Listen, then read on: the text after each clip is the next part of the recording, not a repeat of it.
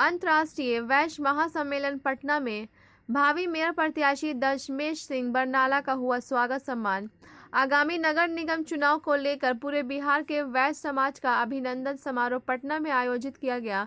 इसी दौरान बिहार के वैश्य समाज के जितने भी लोग नगर निगम चुनाव लड़ना चाह रहे हैं उन्हें कमेटी द्वारा सम्मानित किया गया। हमारे द्वारा किए गए कार्यों को देखकर सभी ने मुझे आशीर्वाद दिया और सम्मानित भी किया। विद्यापति भवन पटना में आयोजित इस प्रोग्राम में प्रदेश अध्यक्ष डॉक्टर प्रोफेसर जगन्नाथ प्रसाद गुप्ता, प्रधान महासचिव पंकज केसरी, वैश्य महिला विंग की प्रदेश अध्यक्ष श्रीमती कृष्णा शगुन एवं state media incharge Arun Jaiswal के नेतृत्व में सफल कार्यक्रम हुआ। इस कार्यक्रम में बिहार के उप मुख्यमंत्री सह नगर विकास मंत्री तारकिशोर प्रसाद, स्वास्थ्य मंत्री मंगल पांडे एवं रामकृपाल यादव के साथ प्रदेश के सभी जिला अध्यक्ष एवं पूरे प्रदेश से आए सभी पदाधिकारीगण शामिल हुए। इस प्रोग्राम के दौरान हमने उप मुख्यमंत्री सह नगर विकास मंत्री तारकिशोर प्रसाद को चुनाव की प्रक्रिया की सही जानकारी जनता तक सोशल मीडिया, होर्डिंग बोर्ड एवं नुक्कड़ सभा के द्वारा घर घर पहुंचाने के लिए एवं जल्द से जल्द परिसीमन तय करने के लिए आवेदन दिया। ब्यूरो रिपोर्ट, बिहार दर्शन। बधाई देते हैं और अंत में एक आग्रह आपसे हम जरूर करने के लिए आज यहाँ उपस्थित हुए कि जो आपकी राजनीतिक हिस्सेदारी है उसके लिए आपको आगे आना पड़ेगा। जब तक स्थानीय निकायों के चुनाव में आपकी सहभागिता सुनिश्चित नहीं होगी तब तक आपको अपनी हिस्सेदारी नहीं मिल पाएगी। इसलिए आपसे आग्रह है, उसमें कोई दलीय व्यवस्था भी नहीं है।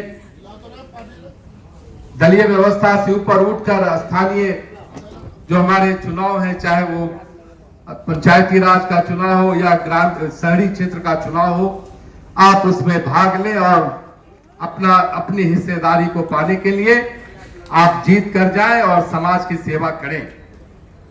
और कहा भी गया है कि मंजिल उन्हीं को मिलती है जिनके सपनों में जान होती है। पंख तो यूं ही फरफराते हैं, हौसलों में उड़ान होती है।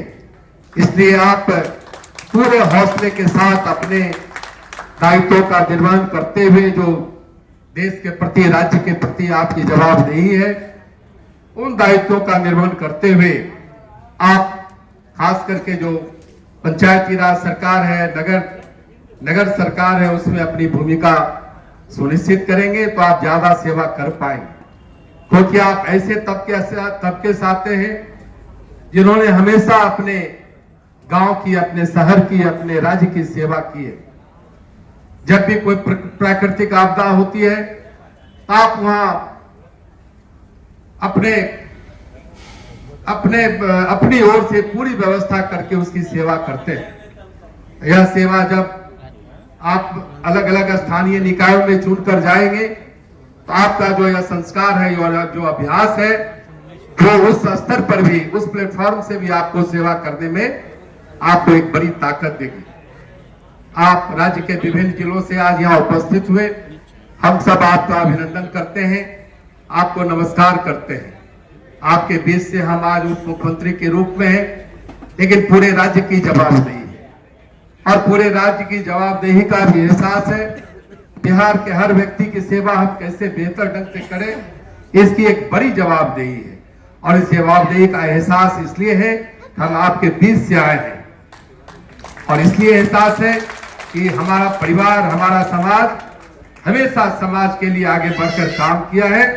इसलिए हम भी चाहते हैं कि हम आपके बीच से जब आए हैं तो हम इस तरह से राज्य मंडल स्तर पर हमने निदेशालय का गठन किया और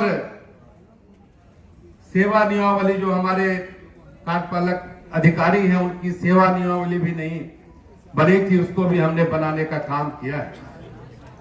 और इतना ही नहीं, एक जो बड़ा परिवर्तन, ऐतिहासिक परिवर्तन जो बिहार में हमने किया कि जो हमारे स्थानीय नगर निकाय हैं, नगर निगम, नगर परिषद एवं नगर पंचायत, उसके महापौर, उप महापौर, मुख्य पार्षद, उप मुख्य पार्षद का चुनाव प्रत्यक्ष जो नगर के मतदाता हैं उनके द्वारा किया जाएगा।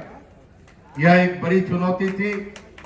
कानूनवेत्ताओं से सलाह लेकर इस बड़ी चुनौती को हमने कार्य रूप देने का काम किया है। जब वो जनता के बीच से सीधे चुनकर आएंगे तो उन्हें अपने जिम्मेदारी का ज्यादा एहसास होगा और सीधे चुनकर आने के कारण उनकी सेवा की और उनके विकास की प्रतिबद्धता उन पर बढ़ेगी भी। क्योंकि आप जान रहे थे कि जब जो हमारे निगम पार्षद हैं, जो म्युनिसिपल काउंसलर हैं, उनके द्वारा जो हमारे चेयरपर्सन चुनकर आते थे, कितनी बड़ी अनियमितता और कई प्रकार की कठिनाइयां हो रही थी। उन सारी चीजों के से उन ऐसे बंधनों से जो कहीं कहीं नगर के विकास में ये सारी चीजें बाधक थी, उसको हमने दूर करने का काम किया है।